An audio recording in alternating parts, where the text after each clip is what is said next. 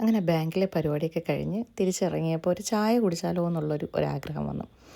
അങ്ങനെ നമ്മൾ പാലോട് കൊശൂരിൽ നിന്ന് പച്ചപ്പാലോടിലോട്ട് പോയി. എനിക്കാണെങ്കിൽ ഈ പച്ചപ്പാലോടെന്ന് പറയുന്നത് ഇതാണോ എന്ന് എനിക്കറിയത്തില്ല.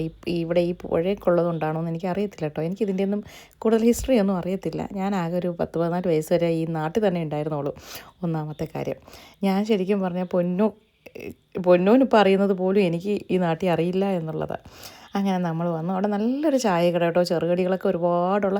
ഞാൻ പൊതുവേ അങ്ങനെ എണ്ണക്കടികളൊക്കെ വർഷങ്ങളായി അങ്ങനെ കഴിക്കലില്ല. പൊതുവേ അങ്ങനെ അധികം കഴിക്കലൊന്നുമില്ല.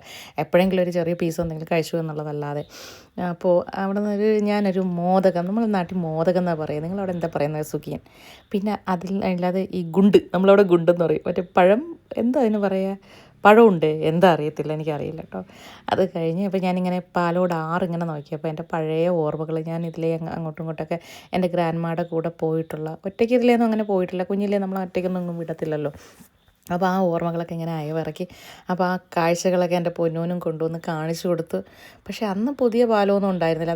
ആ കാണുന്ന ചെറിയ പാലം മാത്രമേ ഉണ്ടായിരുന്നുള്ളൂ കേട്ടോ ഞാൻ എൻ്റെ കുഞ്ഞിലെ. പിന്നെ എപ്പോഴോ ഇത് വലിയ പാലമൊക്കെ വന്നത് ഹൈവേ ആക്കുന്ന സമയത്താണെന്ന് തോന്നുന്നു. ഹൈവേ ആണ്, പക്ഷേ റോഡ് വീതി കൂട്ടുന്ന സമയത്താണെന്ന് തോന്നുന്നു. ഇനിയിപ്പോൾ അതൊരു 4 വരി പാതയായിട്ട് 5 വർഷത്തിനുള്ളിൽ ഉണ്ടാവും എന്ന് പറയുന്നുണ്ട്.